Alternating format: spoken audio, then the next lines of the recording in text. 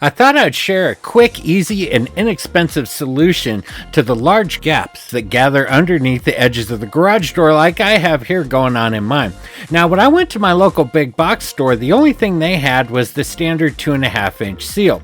So I went over to Amazon and ordered this seal that's actually 4.5 inches wide. So it's 2 inches wider, which means it's actually 80% bigger than the standard seal. Now, when you look at them in the track side by side, you can see it's a much bigger seal, so it's going to do a better job of filling the gaps. So the first step of my process was just to go in, remove the old seal. You do that by grabbing it and just sliding it out the side. And all you do is just start feeding that seal with the T-locks up into the track and pulling it along.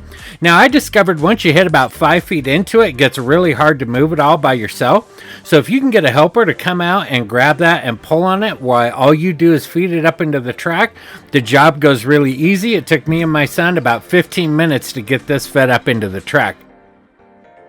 Once we were done, I just went through, took a razor blade, cut it about 2 inches wider than my door opening, so I made sure and had a good seal, and then I gave it a try, and everything worked out good. I hope you'll find this information to be helpful to you. There'll be a link down below in the description if you want to hop over to Amazon and check out this seal. As always, I appreciate you stopping by, and thanks for watching.